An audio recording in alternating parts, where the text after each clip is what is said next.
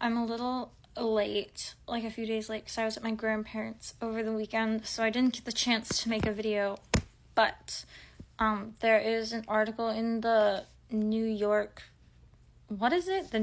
hold on, the New York Post? Is it the New York Post? I don't know, actually. New York Magazine. The police commissioner, the NYPD police commissioner, I don't know if I'm allowed to say her name, Jessica Tisch. It's a free country, right?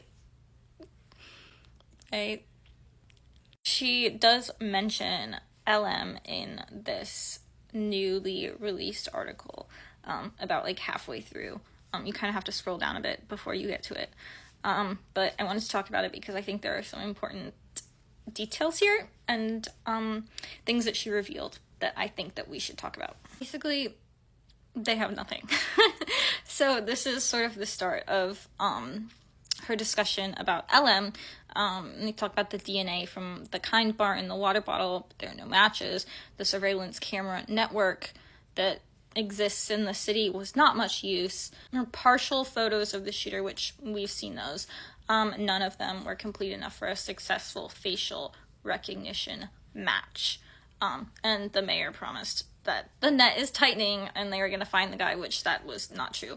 So essentially, they have nothing.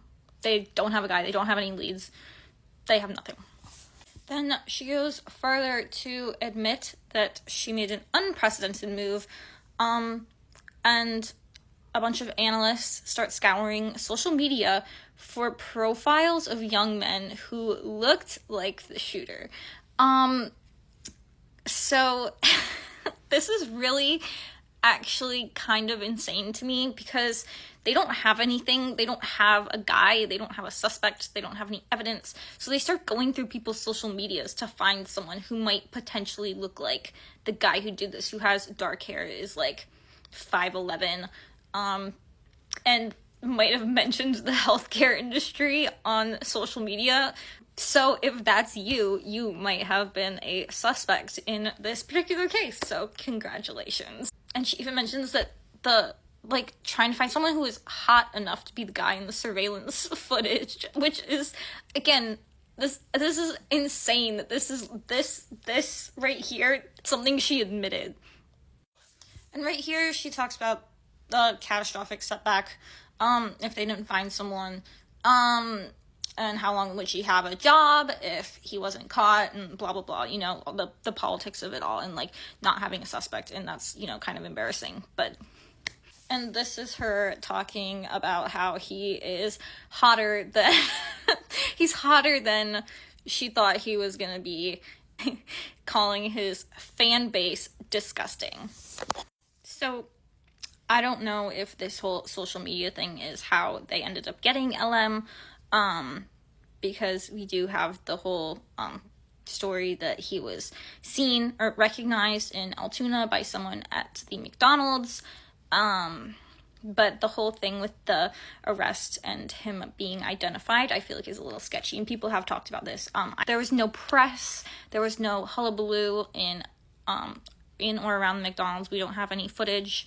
Really just a couple photos of him in the McDonald's, and it is a little strange, admittedly, especially because I went to middle school and high school in a sort of western PA small rural area, so I mean this is like a pretty big deal for a place like Altoona, and for like it not to be documented like it all is admittedly really strange.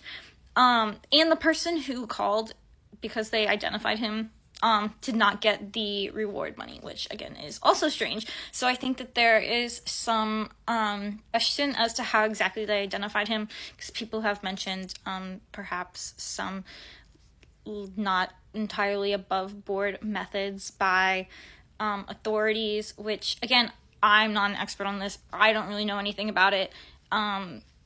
I don't think you have to be well-versed in technology and surveillance to understand that we are being watched probably more than we know.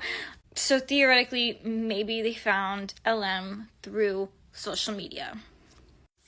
So again, this is all important because in this article, she essentially admits that they had nothing. And then they get this call about LM. They go there. He has all the incriminating evidence. But now we know that the evidence and the way it was obtained and just its existence in general is questionable. There have been a lot of motions filed to suppress evidence. He was illegally detained and his backpack was taken from him and hidden from him, and the police went through it in Altoona, which they then repacked and brought it back to the station where they found the pew, and then they did the inventory like almost 10 hours after he was initially detained. So there's a lot of questionable things with the evidence and it being collected. And the manifesto, which is not a manifesto, I don't think it constitutes a manifesto if it's legitimate, which I think it's not. It does not sound like him.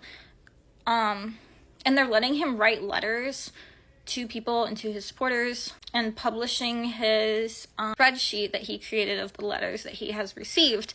And so if handwriting was a big part of this case and could convict him of the crime, I feel like they wouldn't be allowing him to do all of this writing if his handwriting was going to connect him to this alleged written manifesto. All of this to say, based on this article and the things that we know about the case, it seems like all they have realistically is that he kind of sort of maybe looks like the guy who did it. And like that's it. Like they don't have really anything.